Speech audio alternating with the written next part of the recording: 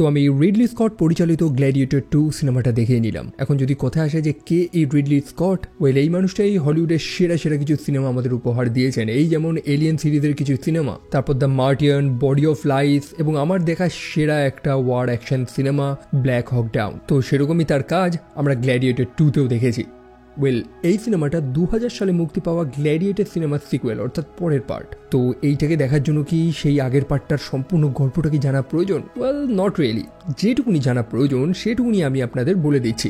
গল্পটা ছিল সেই সাহসী রোমান জেনারেল যার নাম ছিল ম্যাক্সিমাস, যাকে ছলনা করে হারানো হয়েছিল এবং ছলনা করেছিল একজন ভীতু রোমান রাজা যার নাম ছিল কমোডাস। সেই সাহসী জেনারেল ম্যাক্সিমাস সে একটা স্বপ্ন দেখেছিল যে এই রোমটাকে সে তার স্বপ্নের মতন বানাবে, গোটা দুনিয়ার মানুষের কাছে একটা স্বপ্নের জায়গা হবে। তবে তার মৃত্যুর এতগুলো বছর পর, প্রায় 1 দশক কেটে গেছে, সেই স্বপ্নের রোম আর স্বপ্নের নেই। কারণ এখন রোমের সিংহাসনে বসে আছে গ্রেটা এবং ক্যারাসালা, 2 ভাই, এবং তাদের রাজত্বে এই দেশে কারাপশন, অশান্তি একদম চরমে।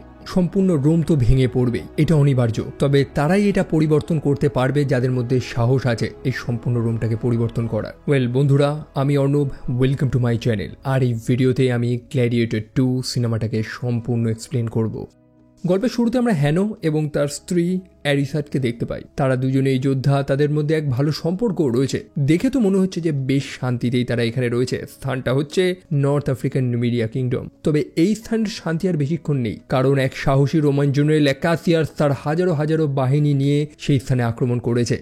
একটা লার্জ নেভাল ফ্লিট এগোচ্ছে সেই রাজত্বের দিকে। একটা এপিক সিজ আমরা দেখতে পাই। আর অবশ্যই রোমানদের সংখ্যা যথেষ্ট বেশি ছিল, নুমিডিয়ানরা সেখানে টিকতেই পারবে না।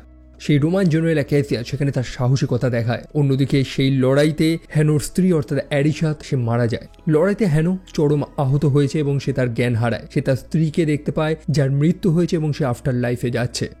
যুদ্ধের পরে সবকিছু শান্ত। ভর্তি ভর্তি মৃত নুমিডিয়ান সৈন্যদের সেখানে জ্বালিয়ে দেওয়া হয় এবং রোমান জেনারেল ক্যাসিয়াস সেই সম্পূর্ণ স্থানটাকে ক্লেম করে, অর্থাৎ এইটা এখন রোমের অংশ। প্রতিটি মৃতর প্রিয়জন, তাদের পরিবারেরা সেখানে কাঁদছে এবং সেই রোমান জেনারেল ক্যাসিয়াসের চোখে একটা রিগ্রেট আমরা লক্ষ্য করতে পারছি। সে সাহসী, সে ভালো লড়তে জানে, তবে সে যেন এই কাজটা করতে চায় না, তাকে করতে তো হচ্ছে। যাই হোক, সেই লড়াইতে যে বন্দী রয়েছে, যে প্রিজনার্সরা রয়েছে, তাদেরকে রোমে নিয়ে যাওয়া হচ্ছে, যাদের মধ্যে রয়েছে হ্যানো, সে বেঁচে গিয়েছে। সেই মানুষগুলোর মধ্যে আরেকজন রয়েছে হানোর কমান্ডার, যার নাম হচ্ছে জগার্থা। সেই লড়াইতে সে যথেষ্ট আহত এবং তার মুখ থেকেই আমরা জানতে পারি যে হ্যানো অ্যাকচুয়ালি এই স্থানের বাসিন্দা না। তার অ্যাকচুয়ালি অরিজিনটা কি, সে কোথা থেকে এসেছে, সেটা এখনো জানা যায়নি। একটা ফ্ল্যাশব্যাক আমরা দেখতে পাই, তার বয়সটা তখন অনেক কম এবং ব্যাকগ্রাউন্ডে পিরামিডগুলো তো দেখে বুঝতে পারি যে স্থানটা ইজিপ্ট, যেখানে বেশ কিছু সৈন্যরা চলে আসে তাকে নেওয়ার জন্য। তবে হানো সেখান থেকেও পালায়। হয়তো তার ছোটবেলাটা এরকম এক স্থান থেকে আরেক স্থানে পালিয়ে পালিয়েই কেটেছে এবং অবশেষে এই স্থানে এসেই সে ঠেকেছে। অবশ্যই এই স্থানে হয়তো সে ভালোবাসা পেয়েছে, অনেক বন্ধু পেয়েছে, সেই কারণে এই মানুষগুলো তার অনেক কাছে। অন্যদিকে রোমে সেই রোমান জেনারেলকে পুরস্কৃত করা হয়। মানুষেরা খুবই খুশি এবং সে ডিজার্ভও করে, কারণ সে তার সাহসিকতা তো দেখিয়েছে। বর্তমানের কুখ্যাত সেই 2 রাজা, 2 ভাই, গেটা এবং ক্যারাসেলা, যারা সেই জেনারেলকে মুকুট পরায় তার অ্যাচিভমেন্টের জন্য। কিন্তু তাদের কথোপকথন শুনে তো মনে হচ্ছে যে তাদের মধ্যে একটা বিফ চলছে, একটা ঝামেলা চলছে ভেতরে ভেতরে। দেখুন, একটু আগে তো আমরা দেখলাম যে সেই জেনারেল ক্যাসিয়াস সেই নুমিডিয়া নামক স্থানটা দখল করে একদমই খুশি না। এখন এই 2 যমজ রাজা তারা প্ল্যান করছে পার্সিয়া, ইন্ডিয়া এই স্থানগুলোতে আক্রমণ করার। তবে সেই জেনারেল জানায় যে এই রোমে এখনো অনেক গুরুত্বপূর্ণ কিছু কাজ রয়েছে, সেই সমস্যাগুলোকে তো আগে মেটাতে হবে দেশের। তবে ভালো কথা তো এই 2 ভাইয়ের হজমই হয় না। তারা এতটা বাজে এবং এতটা অ্যারোগেন্ট, এইটা দেখলে বোঝা যায় যে এই জেনারেলের কাঁধে তলোয়ার রেখে তারা কথা বলছিল। ইভেন সেই তলোয়ারের কারণে তার কাঁধে একটা ছোট ক্ষত আমরা লক্ষ্য করতে পারি। তা সত্ত্বেও জেনারেল ক্যাসিয়াস অনেক শান্তভাবে তাদের সাথে কথা বলছে। 2 ভাই জানায় যে এই খুশিতে তারা আবার কলোসিয়াম চালু করবে। কলোসিয়াম তো জানেন, যেখানে গ্ল্যাডিয়েটররা জীবন মৃত্যুর লড়াই লড়ে। তাদের কাছে জীবন মৃত্যুর খেলা হলেও এটা বহু মানুষদের কাছে, বিশেষ করে পয়সাওয়ালা মানুষদের কাছে মনোরঞ্জনের সেন্টার পয়েন্ট। তবে সেই জেনারেল তাতেও খুশি না। সে বরং নিজের পরিবার, নিজের স্ত্রীর সাথে কিছুটা সময় কাটাতে যায় এই ফাঁকা টাইমটাতে। অন্যদিকে সেই ওয়ার প্রিজনার্সদের, সেই বন্ধুদের নিয়ে যাওয়া হচ্ছে আর একটা অ্যারিনাতে, যেখানে তারা লড়াই করবে। হ্যানো এবং তার বন্ধুদের অস্ট্রিয়া অ্যান্টিকাতে নিয়ে যাওয়া হয়, আর একটা রোমান সিটি, যেখানে একটা অ্যারিনাতে তারা জঙ্গলি বাবুন্সদের সাথে লড়াই করবে। সেই লড়াইটা দূর থেকে একজন ব্যবসায়ী, একজন ট্রেডার মন দিয়ে দেখছে, যার নাম হচ্ছে ম্যাক্রিনাস। সো সেই অ্যারিনাতে হ্যানোর বহু বন্ধুরা মারা যায়। ইভেন তাদের যে কমান্ডার অর্থাৎ জগার্থা, সে তো সারেন্ডার করেই মারা যায়। বাট একটা হিংস্র জঙ্গলি বাবুন্সকে হারাতে হলে আপনাকে তার মতনই আচরণ করতে হবে এবং হ্যানো সেটাই করে। একটা জন্তুর মতনই লড়ে, যার ফলে সেই বাবুন্সগুলো ভয় পেয়ে যায়। হ্যানোর এই সাহসিকতাতে প্রত্যেকটা মানুষ হাততালি দেয় এবং সেই ট্রেডার, সেই ব্যবসায়ী ম্যাক্রোনাস, সে হ্যানোকে কিনবে বলে ডিসাইড করে। সে ভালো মতন হ্যানোকে দেখে যে সে কেমন লড়ে এবং হ্যানো প্রমাণ করে সেটা। ম্যাক্রোনাসের যে বডিগার্ড রয়েছে তাকেও সে হ্যান্ড টু হ্যান্ড কম্ব্যাটে হারিয়ে দেয়। ম্যাক্রোনাস তারপরে হ্যানোর সাথে কথা বলে, হ্যানোকে সে একটা গ্ল্যাডিয়েটর বানাবে। তো কারা এই গ্ল্যাডিয়েটর? হ্যানো এই মুহূর্তে একটা বন্দী এবং সে যদি স্বাধীনতা পেতে চায়, সে যদি স্বাধীন হতে চায়, তাহলে তাকে সেই এরিনাতে, কলোসিয়ামে লড়তে হবে। এটা এক টাইপের প্রতিযোগিতার মতন যার অনেকগুলো ভাগ রয়েছে। হ্যানো যদি লাস্ট অব্দি সার্ভাইভ করতে পারে তাহলে সে তার স্বাধীনতা পেয়ে যাবে। এখন হ্যানোর কাছে আর কোনো অপশনস তো নেই, সে চাইলে না বলতেই পারে। এখন সেই এরিনাতে, সেই কলোসিয়ামে তার শত্রু যে থাকবে সে তো আর তাকে ছেড়ে দেবে না। তো তোমাকে বাঁচতে হলে লড়তেই হবে।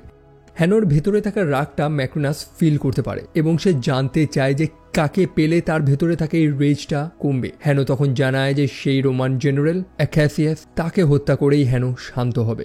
ম্যাক্রোনাস জানায় যে ঠিক আছে, সময় মতন সেটাই হবে। অন্যদিকে আমরা জেনারেল অ্যাকাসিয়াসকে দেখতে পাই, সে রয়েছে এই মুহূর্তে তার স্ত্রীর সাথে, যার নাম হচ্ছে লুসিলিয়া, এবং একে আমরা আগের পার্টেও দেখেছিলাম। মোটামুটি 2 দশক আগে স্থানে যে রাজা ছিল মার্কাস অরেলিয়াস, তারই মেয়ে হচ্ছে লুসিলিয়া।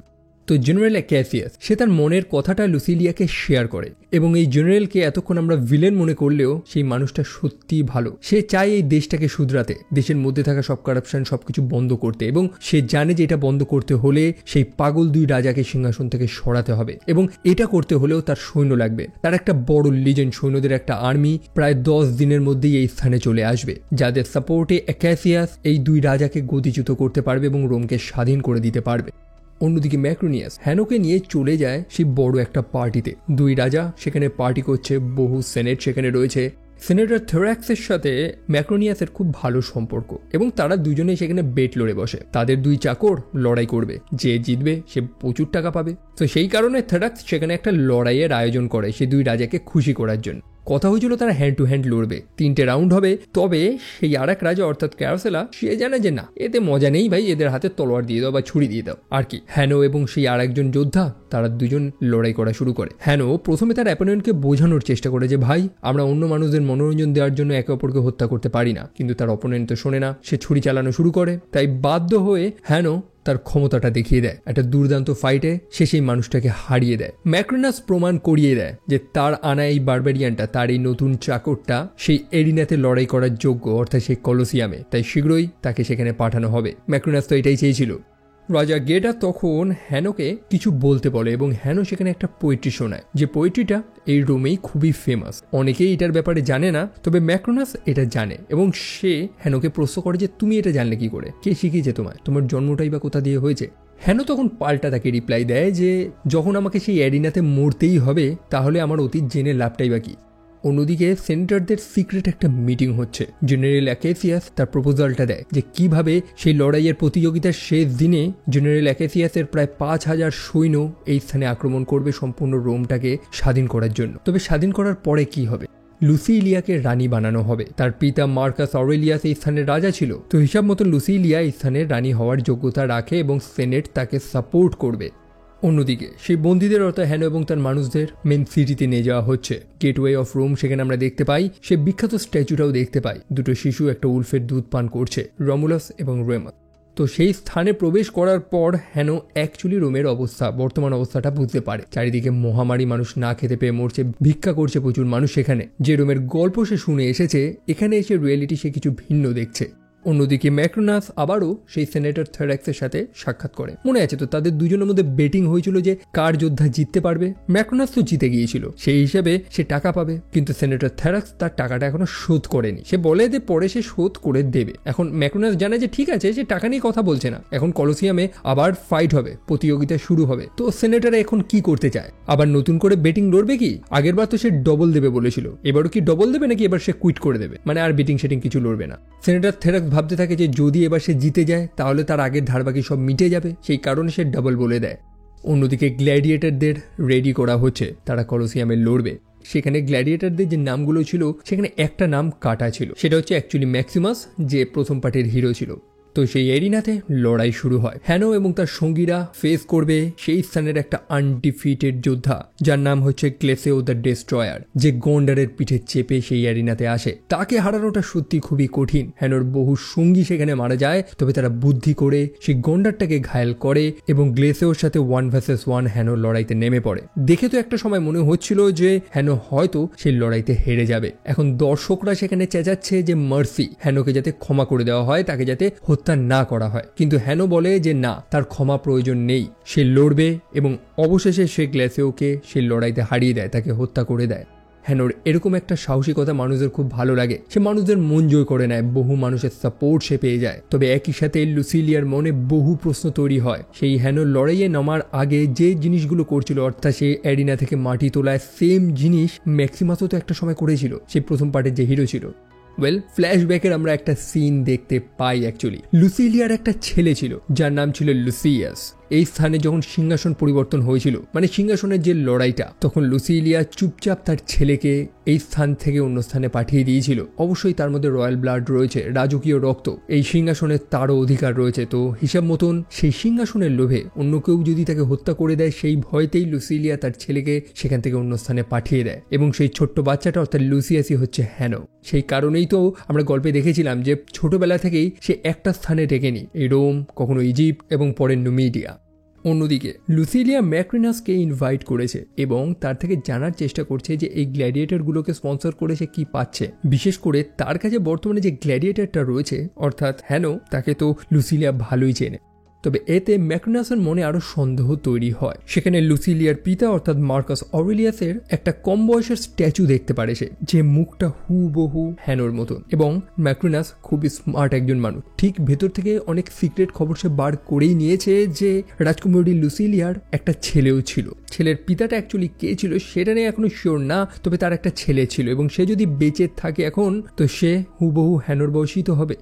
অন্যদিকে সেই জেলখানায় লুসিলিয়া চলে যায় হ্যানোর সাথে সাক্ষাৎ করার জন্য। হ্যানো জানে যে লুসিলিয়া তার মা, কারণ অবশ্যই 12 বছর বয়সে সে এই স্থান ত্যাগ করেছিল, তার যথেষ্ট হুঁশ ছিল তখন। তবে এখন সে লুসিলিয়াকে তার নিজের মা হিসাবে মেনে নিতে পারছে না, কারণ তার ছোটবেলাটা যেভাবে কেটেছে, সে এক স্থান থেকে আরেক স্থানে পালানো, তার এই স্ট্রাগলিং লাইফে তার পরিবার, তার মা তো কেউ ছিল না, কিন্তু এখন সে তাকে মা বলে কেনই বা মেনে নেবে। লুসিলিয়া জানে যে সে অনেক বড় ভুল করেছে, তবে সে এটাও তো জানে যে সে হ্যানো বা যার ভালো নাম লুসিয়াস, তাকে বাঁচানোর জন্যই এটা করেছিল। সে হ্যানোকে তার আসল পরিচয়টাও বলে দেয়, তার পিতা হচ্ছে ম্যাক্সিমাস, সেই সাহসী রোমান জেনারেল অর্থাৎ প্রথম গল্পের যে হিরো ছিল, যাকে ছলনা করে মারা হয়েছিল। যদিও হ্যানো তার একটা কথাও শুনে না, যেন সে ক্ষুব্ধ। মন খারাপ করে লুসিলিয়া সেখান থেকে বেরিয়ে যায় এবং সেই প্রত্যেকটা কথা জেনারেল অ্যাকেসিয়াসকে জানায়। সে জেনারেলকে রিকোয়েস্ট করে যে যেভাবে হোক হ্যানো যাতে মারা না যায়। সে তার ছেলেকে একবার হারিয়েছে, দ্বিতীয়বার হারাতে পারবে না। অন্যদিকে জেনারেল সে তো জানায় যে আগামীকাল সেই খেলার 3য় পর্ব এবং বহু মানুষ সেই 3 নম্বর খেলাতেই মারা যায়। হ্যানো কিভাবে সার্ভাইভ করবে? লুসিলিয়া তাকে বারবার রিকোয়েস্ট করে হ্যানোকে বাঁচানোর জন্য। তবে সেই স্থানে একজন চাকরানি ছিল যে গোপনে তাদের সব কথাগুলো শুনছিল। সে চাকরানি কম, গুপ্তচর বেশি। অন্যদিকে পরের দিনের খেলার জন্য হ্যানো সেখানে প্র্যাকটিস করছে। সেই স্থানে রাভি নামক একজন মেডিকের সাথে তার সাক্ষাৎ হয়েছে। রাভি খুবই ফ্রেন্ডলি, সে লড়াই টড়াই করে না, বরং অসুস্থ বা আহত গ্ল্যাডিয়েটরদের চিকিৎসা সে করে। পরের দিন খেলা শুরু হয়। এই খেলাটাকে নিউম্যাশিয়া বলা হয়। এটা একটা নেভাল ব্যাটেল এবং জলের মধ্যে রয়েছে শার্ক, মানে আপনি জলে ডুব দিয়ে বাঁচার চেষ্টা করেও বাঁচতে পারবেন না আর কি। চরম লড়াই সেখানে হয়, আর অবশ্যই গল্পের হিরো তো অত সহজে মরবে না। হ্যানো এবং তার বন্ধুরা বীরত্বের পরিচয় দেয় এবং সেই লড়াইতে তারা জিতে যায়। তবে হ্যানো সেখানে একটা ক্রসবো কোনো মতে হাতিয়ে নিয়ে প্রথম ফায়ারটা করে জেনারেল অ্যাকেসিয়াসের দিকে, যদিও ভাগ্যের জোরে সে সেই শটটা মিস করে এবং সেই জেনারেল বেঁচে যায়। দেখুন, সেই জেনারেল যত ভালোই মানুষ হোক না কেন, হ্যানো তো এই ব্যাপারে জানে না, তাই না? অন্যদিকে সেই চাকরানি যে গোপনে জেনারেল অ্যাকেসিয়াস এবং লুসিলিয়ার সব কথাগুলো শুনেছিল, সে চুপচাপ সেনেটর থ্রাক্সকে সব কথা জানিয়ে দেয়। মানে সেই জেনারেল কি কি প্ল্যান করছে, কিভাবে সেই গ্ল্যাডিয়েটরটাকে এরিনা থেকে বাঁচাবে, মানে হ্যানোর কথা বলা হচ্ছে। তবে সেই মুহূর্তে ম্যাক্রিনাস সেখানে গিয়ে পৌঁছায় এবং সে থ্রাক্সকে বলে সেই বাড়ি ত্যাগ করে বেরিয়ে যেতে, কারণ থ্রাক্স ম্যাক্রিনাসকে তার টাকা শোধ করতে পারেনি। যেমনটা দেখেছিলাম পরপর 2টো বেটিংয়েই সে হেরে গেছে। এখন থ্যারাক্স তার নিজের বাড়িটা হারিয়েছে। থ্যারাক্স জানে যে তার কাছে কিছু ইনফরমেশন রয়েছে গুরুত্বপূর্ণ, টাকা পয়সার বিনিময়ে সে সেই ইনফরমেশনগুলো ম্যাক্রিনাসকে দেয়, অর্থাৎ রাজা অ্যাকেসিয়াস কি প্ল্যান করছে। তবে ম্যাক্রিনাস জানে যে সে সবকিছুই জানে, তাই এইসব বলে কোনো লাভ নেই, সেই সেনেটরকে তার ঘর ত্যাগ করতেই হবে। সো ম্যাক্রোনাস সেই ইনফরমেশনগুলো পেয়ে সরাসরি সেই রাজাদের দিয়ে দেয়। অন্যদিকে সেই রাতে জেনারেল অ্যাকেসিয়াস লুকিয়ে লুকিয়ে যখন চলে যায় হ্যানোকে উদ্ধার করার জন্য, তখন রাজার সেই প্রেটোরিয়ান গার্ডসরা জেনারেলকে হাতে নাতে ধরে নেয়। এখন জেনারেল হিসাব মতন সেই রাজ্যের এক বেইমান, একটা ট্রেইটার, তার কি শাস্তি হওয়া উচিত? দুই যমজ ভাই প্রচন্ড খেপে গেছে। কি করা যায় এখন? অনেকে তো বলছে তাকে ক্রুসিফাই করে দেওয়া উচিত, তবে ম্যাক্রোনিয়াস জানায় যে না, জেনারেল অ্যাকেসিয়াস সে তো একটা হিরো, তাই না? তাকে এরকম ভাবে মারলে চলবে না, বরং ঈশ্বর তার ভাগ্য নির্ধারণ করবে। তাকে অ্যারিনাতে ছেড়ে দেওয়া হোক, কলোসিয়ামে, সেখানে তার ভাগ্য নির্ধারণ হবে। অন্যদিকে হ্যানোর চিকিৎসা করছে রাভি, সেই ভালো মানুষটা। হ্যানো তখন রাভিকে জিজ্ঞেস করে যে সেখানে যে গ্ল্যাডিয়েটরদের নাম লেখা রয়েছে তার মধ্যে একটা নাম কাটা কেন? রাভি তখন তাকে একটা পিটে নিয়ে যায় যেখানে মৃত রেবেল গ্ল্যাডিয়েটরদের সরঞ্জামগুলো রাখা হয়। সেখানে যে নামটা কাটা ছিল সেটা ছিল ম্যাক্সিমাসের, এবং ম্যাক্সিমাসের আর্মার এবং তার তলোয়ারটা সেই পিটে রাখা হয়েছে। সেই আর্মারটা হ্যানো কিন্তু চেনে। আফটার অল ম্যাক্সিমাসকে লড়তে হ্যানো নিজেও দেখেছে। একই সাথে হ্যানোর আসল পিতা তো ম্যাক্সিমাসই ছিল, যে সত্য কথাটা একটু আগে লুসিলিয়া রিভিল করেছিল। তারপর সেই অ্যারিনাতে অ্যাকেসিয়াসের বিচার হবে। অ্যাকেসিয়াস প্রথমে বহু সৈন্যদের সাথে লড়ে নিজের সাহসের পরিচয়টা দেয়, এবং তারপরে তার লড়াইটা হয় হ্যানোর সাথে। সেই স্লেভ ট্রেডার ম্যাক্রোনিয়াস, সে তো হ্যানোকে প্রমিস করেছিল যে সে জেনারেল অ্যাকেসিয়াসকে তার কাছে এনে দেবে। অ্যাকেসিয়াসের সাথে হ্যানোর ফাইট হয়, হ্যানো তো এটাই চেয়েছিল। তবে সেই জেনারেল হ্যানোর আসল পরিচয়টা তো জানে। সে হ্যানোকে মারতে চায় না, তার সাথে লড়তে চায় না। সেই কারণেই তো তার কাছে সুযোগ থাকা সত্ত্বেও সে সারেন্ডার করে, আত্মসমর্পণ করে, যেটা দেখে হ্যানো নিজেও কনফিউজ যে ব্যাপারটা কি আসলে। জেনারেল অ্যাকেসিয়াস তার সত্য কথাটা জানায় যে সে কতটা মজবুর ছিল, সে ইচ্ছে করেই কাজগুলো করেনি। হ্যানোর পিতা অর্থাৎ ম্যাক্সিমাসকে এই জেনারেল অ্যাকেসিয়াস যথেষ্ট ভালোবাসত এবং শ্রদ্ধা করত। পরে হ্যানো রিয়েলাইজ করে যে সত্যি জেনারেল অ্যাকেসিয়াসের কোনো দোষ নেই, সে এই রোমের জন্যই তো লড়ে যাচ্ছে। সো লড়াইয়ের শেষে রাজা নির্ধারণ করবে যে যে হেরে যাবে তাকে বাঁচিয়ে রাখা হবে না হত্যা করে দেওয়া হবে। রাজা গেটা আদেশ দেয় যে তাকে হত্যা করে দেওয়া হবে, কিন্তু হ্যানো জেনারেল অ্যাকেসিয়াসকে হত্যা করে না। সেই কারণে রাজা তার নিজের সৈন্যদের আদেশ দেয় তীর মেরে সেই জেনারেলকে হত্যা করতে। আর এইভাবেই জেনারেল অ্যাকেসিয়াস মারা যায়। আর এখানেই সম্পূর্ণ কেস ঘুরে যায়। প্রথমত রাজ্যের অবস্থা তো এমনি খারাপ, মানুষজন এই রাজার উপর দিয়ে তো ভরসা হারিয়েই ফেলেছে। সেখানে মানুষজন যখন নিজের চোখে দেখে যে দেশের একটা হিরোকে এরকমভাবে হত্যা করা হচ্ছে, তাহলে সাধারণ মানুষদের কি হবে? যখন দেশের হিরোর জীবনের দাম নেই, তখন সাধারণ মানুষের জীবনের দামটাই বা কি হবে? এরকমই কিছু কথা হ্যানো সেই মানুষগুলোকে, সেই দর্শকদের শোনাতে থাকে, তাদেরকে প্রভোগ করতে থাকে, এবং সম্পূর্ণ জনগণ সেই রাজার এগেনস্টে চলে যায়। গোটা শহর জুড়ে রায়ট চলছে, এবং ম্যাক্রোনাস যেন এটাই তো চেয়েছিল। তবে তার এতে লাভ কি? সে তো জাস্ট একটা ব্যবসায়ী, একটা ট্রেডার, সামান্য গ্যাম্বলিং করে। সে যখন হ্যানোর সাথে কথা বলছিল, তার মুখ থেকে অনেক তথ্য আমরা শুনতে পাই। সেই পুরাতন রাজা অর্থাৎ লুসিলিয়ার যে পিতা ছিল, তার ব্যাপারে সে অনেক কিছু জানে। মোটমাট ম্যাক্রোনিয়াস সাধারণ কোনো ব্যবসায়ী তো না। তো যেমনটা বললাম, শহর জুড়ে রায়ট লেগেছে, কারণ মানুষদের পছন্দের হিরো জেনারেল অ্যাকেসিয়াস মারা গিয়েছে। এবং এই সিচুয়েশনে দুই রাজা তারা একে অপরের এগেনস্টে চলে গেছে। ক্যারাসেলা তো তার নিজের ভাই গেটাকে দোষারোপ করছে। অন্যদিকে ক্যারাসেলার একটা পোষা বানর রয়েছে ডন্ডাস, যেটাকে আবার গেটা পছন্দ করে না। এবং এই সুযোগটা নিয়েই ম্যাক্রোনাস তার মগজ ধোলাই করতে থাকে। ম্যাক্রোনাস তো এটাই চেয়েছিল দুই ভাইয়ের মধ্যে লড়াই লাগিয়ে দেওয়া। দেখুন, ক্যারাসেলা একটু বোকা, একটু না, তার সম্পূর্ণ তারই কাটা রয়েছে। আর সেটারই সুযোগ নিয়ে ম্যাক্রোনাস তাকে তার ভাইয়েরই এগেনস্টে পাঠিয়ে দেয়। তাকে বলতে থাকে যে গেটা তার থেকে তার সব সম্পদ, তার সব ক্ষমতাগুলো কেড়ে নেবে, এবং অবশেষে তার যে প্রিয় বানরটা রয়েছে, তার যে পোষ্য বানরটা রয়েছে, তাকে হত্যা করে দেবে। আর এইসব কথা শুনে ক্যারাসেলা গেটার সাথে চলে যায় লড়াই করার জন্য। আর কি, ম্যাক্রোনাসের সাহায্য নিয়েই ক্যারাসেলা তার ভাই গেটাকে হত্যা করে। এরই মধ্যে একটা সিন হয়, আমরা দেখতে পাই যে লুসিলিয়া হ্যানোর সাথে সাক্ষাৎ করে। হ্যানো তার মাকে ক্ষমা করে দিয়েছে, কারণটা সে জানতে পেরে গেছে। আসলে লুসিলিয়া তার ছেলেকে একটা আংটি দেয়, যেটা হ্যানোর পিতা ম্যাক্সিমাসের ছিল। সেই আংটির অধিকারী এখন হ্যানো, যেটা হ্যানো তার নিজের আঙ্গুলে পড়ে। অন্যদিকে রাজা একটা কাউন্সিল ডেকেছে, সব সেনেটাররা সেখানে রয়েছে। যেমন জানি সেই যমজ ভাই তো আর এখন নেই, একজন মারা গিয়েছে, আর একজনই রয়েছে সেই বোকা ছেলেটা অর্থাৎ ক্যারাসেলা, যাকে ম্যাক্রোনাস সম্পূর্ণ সাপোর্ট করছে। এখন সে বোকা হলেও সে তো রাজা, তাই সে যা বলবে সেটাই সবাই শুনবে। প্রথমেই সে তার প্রিয় বাঁদরটাকে কনসোল বানিয়ে দেয়। এটা সেই সেনেটের সব থেকে বড় পদ অ্যাকচুয়ালি, এবং ম্যাক্রোনাসকে তার সেকেন্ড কনসোল বানিয়ে দেয়। পরে আমরা ম্যাক্রোনাসের আসল পরিচয়টাও জানতে পারি। সেও একটা সময় স্লেভ ছিল, তার বডিতেও সেই মার্কটা রয়েছে, যে চিহ্নগুলো সেই স্লেভদের উপরে দেওয়া হতো। আসলে সে লুসিলিয়ার পিতা অর্থাৎ মার্কাস অরেলিয়াসের চাকর ছিল। সে একটা ছোট চাকর আজকে বর্তমানে কোন স্থানে এসে পৌঁছেছে, এটাই তার স্বপ্ন ছিল, সম্পূর্ণ রোমটাকে ভেঙে ধ্বংস করবে। সেই কারণেই তো সে বলেছিল যে রোম উইল ফল। তার চোখে একটা হেট্রেট আমরা লক্ষ্য করতে পারি, সেই স্থানটাকে পছন্দ করে না। প্রত্যেকটা মানুষের প্রতি তার ঘৃণাটাই তাকে এই স্থানে এনেছে, এবং সেই কারণে সে সবার উপরেই এখন রাজ করতে চায়। আগামীকাল সেই কলোসিয়ামে আবার খেলা হবে এবং যেখানে এই রানী লুসিলিয়াকে হত্যা করা হবে এবং সে মারা গেলেই ম্যাক্রোনাসের সিংহাসনে বসার রাস্তাটা একদম ক্লিয়ার। অন্যদিকে হ্যানো রাভিকে একটা হেল্প করতে বলে। মায়ের দেওয়া সেই আংটিটা হ্যানো রাভিকে দিয়ে দেয়, যে আংটিটা ম্যাক্সিমাসের ছিল একটা সময়। সে রাভিকে বলে যে রাজ্যের বাইরে সে মৃত জেনারেল অ্যাকেসিয়াসের একটা সম্পূর্ণ লিজেন অপেক্ষা করছে এই সম্পূর্ণ শহরটাকে সিজ করার জন্য। তাদের গিয়ে এই আংটিটা দিয়ে আসো, তাদের বলে দাও যে আমি অপেক্ষা করছি। আমি বলতে সে হচ্ছে লুসিয়াস, রোমের রাজপুত্র। রাভি তার রিকোয়েস্টটা শোনে এবং সঠিক জায়গা মতন গিয়ে সেই আংটিটা দিয়ে দেয়। সেই সম্পূর্ণ লিজেন এখন প্রস্তুত হচ্ছে রোমে আক্রমণ করবে বলে। পরের দিন সেই কলোসিয়াম রেডি, এখানেই লুসিলিয়াকে হত্যা করা হবে। তবে ম্যাক্রোনাসের আসল প্ল্যানটা হচ্ছে যে যখন লুসিলিয়াকে হত্যা করা হবে তখনই সম্পূর্ণ জনতা ক্ষুব্ধ হয়ে যাবে রাজার এগেনস্টে এবং তখন ম্যাক্রোনাস এবং এই সেনেট এই রাজাকে সিংহাসনচ্যুত করে তারা রোমের দায়িত্ব নেবে।